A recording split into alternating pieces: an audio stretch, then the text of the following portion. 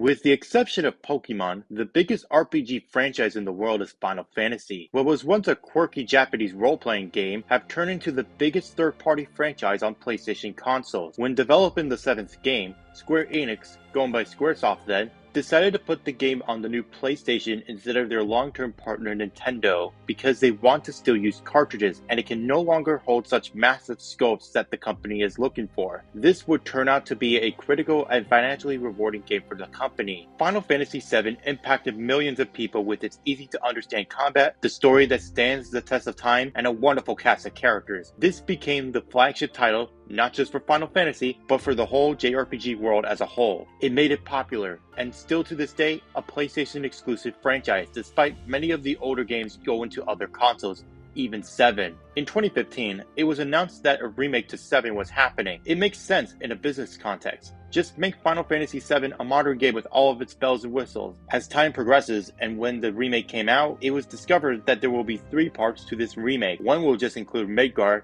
the other will contain a lot of the open world, and the other will contain the finale. We recently received the second game in this trilogy, and it was well received, but there was some discussion about a few different things regarding the game, including the open world and accessibility of the game with its yellow paint. When I played the game, I noticed those details in terms of structure and how they handled everything. Many of this has to do with the time period it came out in, and game design is not the same as in 1997. They can't just have flat plains of nothing in a game about going on an adventure. Square Enix has the money so they can handle the costs. But this isn't all I have to say. There's more than one can expect. There's a handful of mini games, lots of trinkets, and much more. And did you know my first Final Fantasy game was 7 Remake? The game made me fall in love with the world and characters and outstanding gameplay, and that's here too, but it's now in a different context with a much larger and longer game. With 65 hours of total playtime for me, and much longer for most people, with this many hours, I want to explore the many different aspects of what is essentially a product of the gaming industry. This is a product of the time, Final Fantasy VII Rebirth. Moving from here, we'll discuss spoilers for the whole game. Viewer discretion is advised. To understand the intended goal for the remake trilogy, it wasn't intended to be a direct replacement to the original, but rather a reimagined story for a new generation. This is much better than just making the gameplay more snappy and better graphics, because if they did that, then there wouldn't be a reason to play the game that made Square Enix to one of the largest developers in the industry. So making a new experience with the existing characters and plot would be a better way in remaking the game. Rebirth specifically takes place right after Midgar, and when the crew is in the hotel talking about what happened 5 years ago in Nibelheim, to after what would be the most iconic moment in the original game. We also see Zack in this new timeline that explores the idea of characters rebirthing into multiple worlds that Sephiroth wants to make into one. However, it continues what Remake started off with in terms of likable and well-rounded characters that bring the narrative forward. We do see massive development from the existing party members, but we slowly start to see the newer ones as well, such as with Yuffie being this goofy child character who had to deal with a lot of trauma from the DLC. But when we see these characters face their problems, it's not only respects their original character, but also makes them more detailed. In Barrett's arc with Dyne,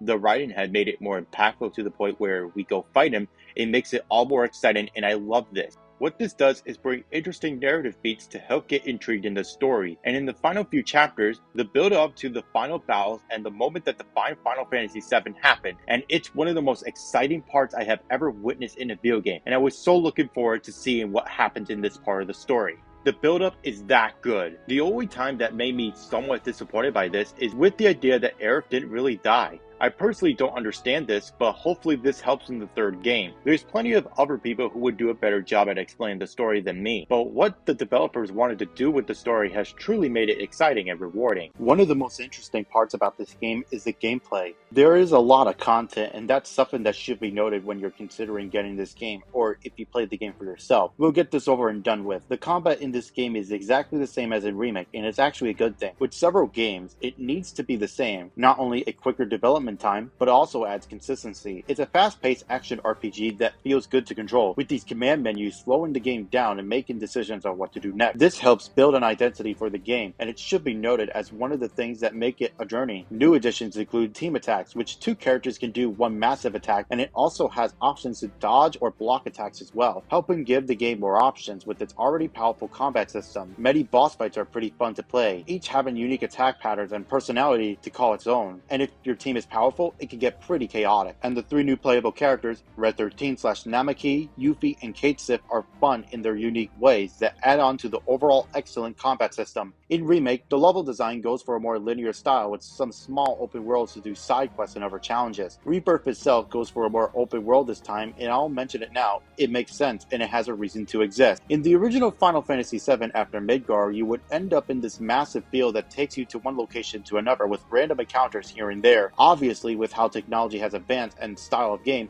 this would not work, so how would they handle the open world this time? They split it up into multiple subsections, and each would act more like a Ubisoft open world than anything. Of course, you could just do the towns and major missions, but the whole experience comes from exploration and discovering these things that just pad out the runtime. These would include towers you need to activate, looking for crystals, and more enemies to kill to earn a mini-boss. These stones that can earn you an easier boss fight against a classic overpowered Final Fantasy monster. These Moogle minigames that are just shit. It's very chaotic for what's essentially a children character. Most have chocobo ranches and some have this minigame that's just sucks, and using those same chocobos to dig up artifacts. Again, I get why Square put these in. They want to remake Final Fantasy VII, and by doing so in terms of gameplay and story, some things need to adapt to the new standard of how to make games. If all Final Fantasy games are just the first game, then how would it become popular? Change and innovation in the formula always needs to happen if a game wants to adapt to appeal to the masses, revive the franchise, or if it's a one-off game that could use elements in the newer game. In some cases, they just stick with what works. While I understand the statement, and many can still be successful, if you're going to have a game become a high-budget remake trilogy with the Final Fantasy VII, you need to learn to find ways to change the formula, but also make it feel Final Fantasy VII, and the story is something that Square wanted to wow people with, and they did a fantastic job. But the point I'm trying to get is that what they did here in terms of the open world makes sense, and when I started to get into a rhythm of doing quests and stuff in Junon, I started to enjoy the game and I'm having fun. There's many sections that are pretty linear as well, but these are few and far between sometimes. But Square knows that it will not work, and if we ask for it, it's going to hurt them more than help us. And the Crubcast did an episode on the subject matter of whether Final Fantasy VII Rebirth should just be a more linear game, and I highly suggest you watch this video when you're done with this essay. But now I want to discuss the minigames. There's a lot of them. They are everywhere, and many of them just make sense. Going back to Junon, the military dance one works well, reusing the Honeybee Inn minigame from Remake, or the Chocobo racing one, in order for the cast to leave the dumps from the Golden Saucer. But a lot of them are just shoehorned in to fill out his runtime, and several are used in quests. In the Coastal del Sol side quest, the minigames include a version of football and a shooting gallery, or this card game that exists for reasons. Like, is any of this necessary? I get the need for having minigames and like little trinkets of stuff to do in them, but a term I heard in class is saying both belt and suspenders are basically overkill. It's either one or the other. We have 2 lots of side content, open world fluff, and minigames that just add little value other than progression or grinding. Not to mention that there's a ton of side quests which are cool and help bring out the characters' personalities, but when you get to chapter fucking 12, the game will explode with them. Having both does nothing but to keep making the game have an identity crisis, and I know that this game doesn't have one. It is necessary to know what you want and understand it's okay to take things out if it doesn't work. While I may forget certain details, the gameplay as a whole is not bad. It's actually pretty much a good game overall in this department, but the amount of content that it has is way too much, and I feel that this has to do with Square Enix putting a lot of money into this project and knowing that people will buy it. Yes, we will buy it, but I'm sorry, over 65 hours plus, I have a life and other games to play. Additionally, following the standard for a game that is expected for the masses is alright. As long as everyone can enjoy the game, then I'm happy.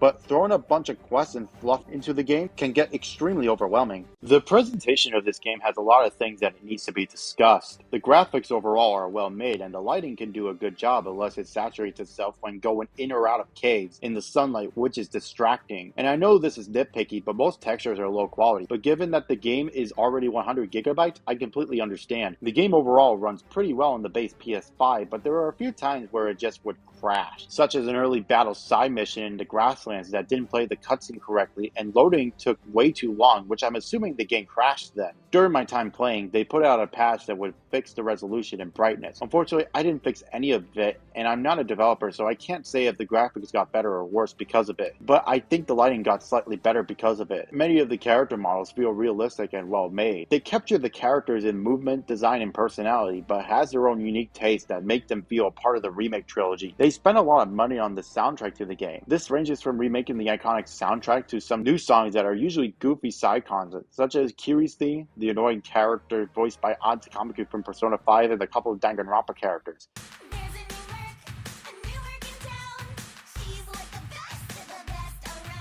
Despite some criticisms with how it turned out, I think it overall works well with what's given, and many of the overall presentation was well done, despite some of the crashing and some of the stuff I had problems with. I've mentioned in the beginning of the video that Final Fantasy VII Remake is the first Final Fantasy game I ever played. I loved that game, and it was my Game of the Year 2020, and the 2 times I experienced the main campaign was something I'll probably never forget. So many iconic moments and great character moments that helped define the game and for what will come ahead. I want this game to succeed, and due to my personal attachment to the sub-series of Final Fantasy, many aspects are still phenomenal, and for many, I can still recommend if you have the time. The biggest issue I have that completely affected my experience is with the amount of side content. It makes sense and I understand why it's here, but many of them are pretty much just stuff in a checklist, completely unnecessary, or it's just a way to extend the game time for most people. But when the game does what it did in the remake, it has good moments of fun and excitement. It's beautiful and it's memorable. Given the length, I suggest you wait for a price drop or expect that you will have to play this game for a while. The reward is extraordinary, and I might consider this my game of the year for the time being. I'm looking forward to how the story continues and how the characters grow. I wish Square Enix the best of luck when making the 3rd installment, and thanks for making Final Fantasy VII more accessible to a new generation of players everywhere.